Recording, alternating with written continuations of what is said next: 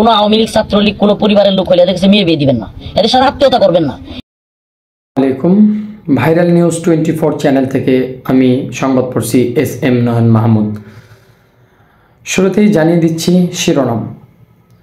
মাওলানা রফিকুল ইসলাম মাদানী বলেছে, আওয়ামী লীগের সাথে কেউ আওয়ামী লীগ যারা করেছে তাদের সাথে কেউ আত্মীয়তা সম্পর্ক না রাখতে এবং তাদের সাথে কোনো ছেলে মেয়ে বিয়ে না দিতে এবং তারা যদি মারা যায় তাদের জানাজায় শরিক না হতে।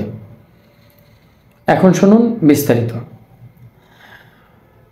মাওলানা রফিকুল ইসলাম মাদানী বলেছেন, আওয়ামী লীগ যারা করেছেন তারা ছিল স্বৈরাচারী ফ্যাসিস্ট এবং তারা সবাইকে অত্যাচার করে এমনভাবে অত্যাচার করেছে যেটা আসলে একটা মানুষ কখনো মানুষের সাথে এরকম আচরণ করতে পারে না। রফিকুল ইসলাম মাদানী সাহেব বলেন, যারা আওয়ামী লীগ করেন তাদের সাথে কোনো ধরনের আত্মীয়তা করা যাবে না, তাদের সাথে কোনো মেয়ে বিয়ে দেওয়া যাবে না এবং ছেলে বিয়ে দেওয়া যাবে না এবং তারা যদি মারা যায় তাদের জানাজায় শরিক হতে তিনি বারণ করেছেন। বিস্তারিত শুনুন রফিকুল ইসলাম মাদানীর রিপোর্টে। কোনো আওয়ামী লীগ ছাত্রলীগ কোনো পরিবারের লোক হলে এদের কাছে মেয়ে বিয়ে দিবেন না, এদের সাথে আত্মীয়তা করবেন না।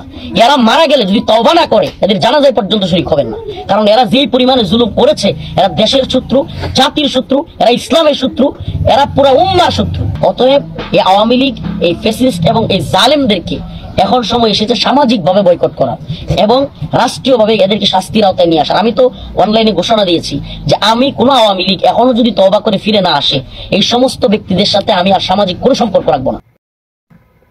মাওলানা রফিকুল ইসলাম মাদানী যে কথাগুলো বলেছেন, আসলে আপনারা সেটা কতটুক যুক্তিযুক্ত এবং কতটা সঠিক মনে করেন তা অবশ্যই খতিয়ে দেখবেন।